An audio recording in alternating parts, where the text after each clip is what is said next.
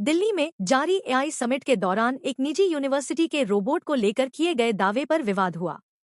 इसके बाद बहस ये शुरू हो गई कि भारत एआई और रोबोटिक्स के क्षेत्र में कहां खड़ा है और क्या इस क्षेत्र में आगे बढ़ने के लिए पर्याप्त कदम उठाए जा रहे हैं। ग्रेटर नोएडा की गलगोटिया यूनिवर्सिटी ने एआई सम्मेलन के दौरान चीन में निर्मित एक रोबोट को अपना डेवलपमेंट बताकर पेश किया, जिसे लेकर बड़ा विवाद खड़ा हो गया। हालांकि गलगोटिया यूनिवर्सिटी ने बाद में सफाई देते हुए कहा कि संस्थान ने इस रोबोट का निर्माण करने का दावा नहीं किया है। बीते कुछ साल में कृत्रिम बुद्धिमत्ता एआई आधारित तकनीक और उत्पादों के क्षेत्र में दुनिया भर में उल्लेखनीय प्रगति हुई है। अमेरिका और चीन की कंपनियां फिलहाल इस दौड़ में सबसे आगे हैं। अब कृषि से लेकर मेडिकल और उत्पादन तक हर क्षेत्र में एआई और रोबोटिक्स का इस्तेमाल हो रहा है। भारत में भी इस क्षेत्र में कदम उठाए जा रहे हैं, लेकिन विशेषज्ञों का मानना है कि भारत को अभी काफी कुछ करने की जरूरत है। विशेषज्ञों का मानना है कि भारत में रोबोटिक्स अभी पूरी तरह विकसित नहीं हुआ है और इसे अभी एक विकसित हो रहे इकोसिस्टम के रूप में देखा जा रहा है। पिछले 20 सालों से रोबोटिक्स के क्षेत्र में काम कर रहे और आईआईटी मंडी में रोबोटिक्स के प्रोफेसर अमित शुक्ला के मुताबिक भारत के पास तकनीकी क्षमता और प्रतिभा होने के बावजूद इंफ्रास्ट्रक्चर से जुड़ी चुनौतियां इस क्षेत्र की रफ्तार को सीमित कर रही हैं। रोबोटिक्स के विशेषज्ञ प्रोफेसर अमित शुक्ला कहते हैं, रोबोटिक्स और कुछ नहीं बल्कि एआई की आत्मा का एक रोबोटिक शरीर खोजने जैसा है। यह एक कठिन क्षेत्र है क्योंकि इसमें इंजीनियरिंग की लगभग हर शाखा के समन्वय की आवश्यकता होती है। अभी रोबोटिक्स में भारत कहाँ है? भारत ने 1980 के दशक में रोबोटिक्स की दिशा में पहले कदम उठाए थे। आज भारत के आईआईटी संस्थानों में अलग रोबोटिक्स लैब हैं, लेकिन विशेषज्ञों के मुताबिक भारत में रोबोटिक्स अभी शुरुआती चरण में है और बिखरा हुआ है। अमित शुक्ला कहते हैं, अमेरिका ने 1950 के दशक में रोबोटिक्स शुरू किया था, जबकि भारत में पहली लैब 1980 के दशक में आईआईटी कानपुर में बनी। हम इस दौड़ में लगभग 20 से 30 साल पीछे हैं, लेकिन अब हम तेजी से इस दूरी को कम कर रहे हैं। हालांकि उत्पादन और अन्य क्षेत्रों में रोबोट के इस्तेमाल के मामले में भारत तेजी से आगे बढ़ रहा है। International federation of robotics (IFR) के आंकड़ों के अनुसार भारत अब औद्योगिक रोबोट स्थापना के मामले में दुनिया के प्रमुख बाजारों में शामिल हो चुका है, जहां हर साल लगभग 9,000 नए रोबोट लगाए जा रहे हैं। यह बढ़ोतरी मुख्य रूप से ऑटोमोबाइल, इलेक्ट्रॉनिक्स और वेयरहाउस ऑटोमेशन जैसे क्षेत्रों में देखी जा रही है। रेयर अर्थ रिसाइक्लिंग जैसे क्षेत्रों में भी आज रोबोट का इस्तेमाल भारत में शुरू हो गया है। भारत की शीर्ष रेयर अर्थ रिसाइक्लिंग कंपनियों में शामिल अटेरो के संस्थापक नितिन गुप्ता बताते हैं, भारत अब इंडस्ट्रियल रोबोट इंस्टॉलेशन के मामले में दुनिया के शीर्ष 6 बाजारों में शामिल है, जहां सालाना 9,000 से अधिक इकाइयां तैनात की जा रही हैं। अटेरो इस गति का उपयोग हाई प्रिसिजन रिसाइक्लिंग में कर रहा है, जहां robotic battery cutting, automated dismantling lines और आईस्म प्रोसेस कंट्रोल अब मैनुअल ऑपरेशंस की जगह ले रहे हैं।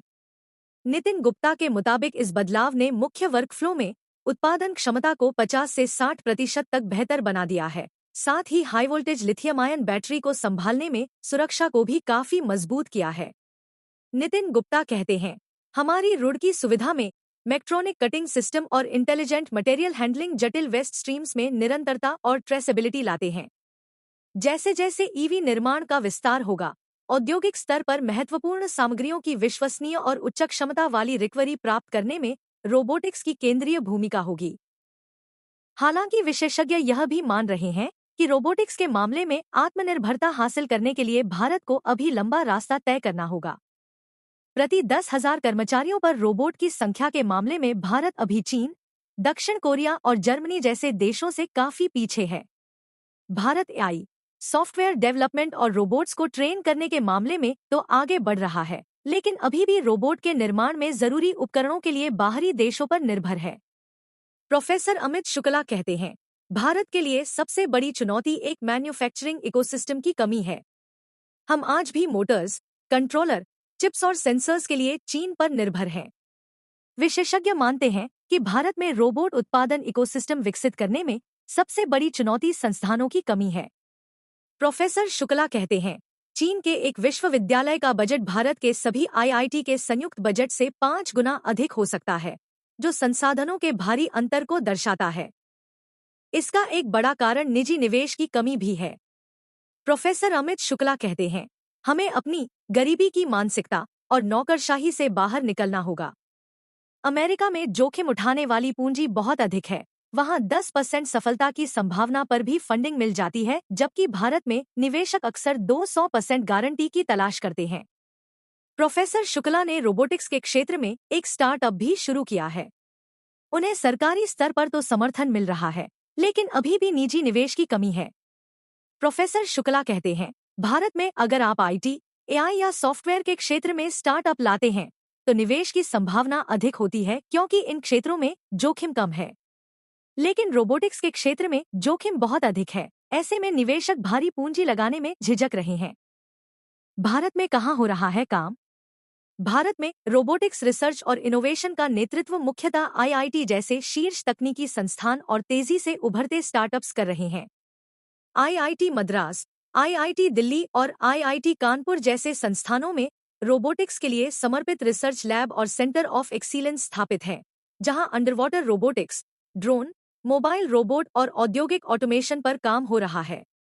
मिसाल के तौर पर आईआईटी मद्रास की रोबोटिक्स लैब मोबाइल और मेडिकल रोबोटिक्स जैसे क्षेत्रों में शोध कर रही है, जबकि आईआईटी दिल्ली का biologically inspired robots and drone centre बहुविषयी रोबोटिक्स विकास पर केंद्रित है।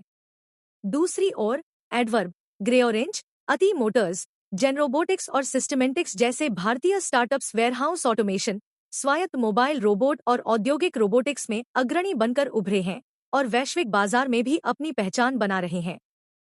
हालांकि इस क्षेत्र में भारतीय कंपनियों को उच्च शोध और विकास R&D निवेश की कमी, हार्डवेयर मैन्युफैक्चरिंग इकोसिस्टम की सीमाएं, विदेशी कंपनियों से प्रतिस्पर्धा और कुशल हार्डवेयर इंजीनियरों की कमी जैसी चुनौतियों का सामना करना पड़ रहा है, जिससे भारत अभी रोबोटिक्स में चीन और अमेरिका जैसी महाशक्तियों से काफी पीछे है। वैश्विक स्तर पर रोबोटिक्स उद्योग पर जापान, यूरोप, अमेरिका और अब तेजी से उभरते चीन की कंपनियों का दबदबा है। एबीबी, स्विट्जरलैंड, फानुक और यस्कावा, जापान, कुका, जर्मनी, बॉस्टन डायनामिक्स और इंटेटिव सर्जिकल, अमेरिका जैसी कंपनियां औद्योगिक ऑटोमेशन, मेडिकल रोबोटिक्स और उन्नत एआई आधारित मशीनों में तकनीकी नेतृत्व कर रही हैं। इन कंपनियों की ताकत मजबूत मैन्युफैक्चरिंग इकोसिस्टम, भारी शोध एवं विकास निवेश और दशकों की इंजीनियरिंग विशेषज्ञता है। इसके मुकाबले भारत की रोबोटिक्स कंपनियां अभी शुरुआती विकास चरण में हैं, जहां एडवर्व, ग्रेओरेंट, अति मोटर्स और सिस्टमेटिक्स जैसी startups warehouse automation, mobile robot और इंडस्ट्री 4.0 समाधानों पर काम कर रही हैं, लेकिन वैश्विक दिग्गजों के मुकाबले उनका पैमाना और निवेश सीमित है। विशेषज्ञों के मुताबिक भारतीय कंपनियां हार्डवेयर निर्माण में अक्सर आयातित तकनीक पर निर्भर रहती हैं, जबकि उनकी असली प्रतिस्पर्धात्मक बढ़त सॉफ्टवेयर, एआई एल्गोरिदम और सिस्टम इंटीग्रेशन में दिखाई देती है।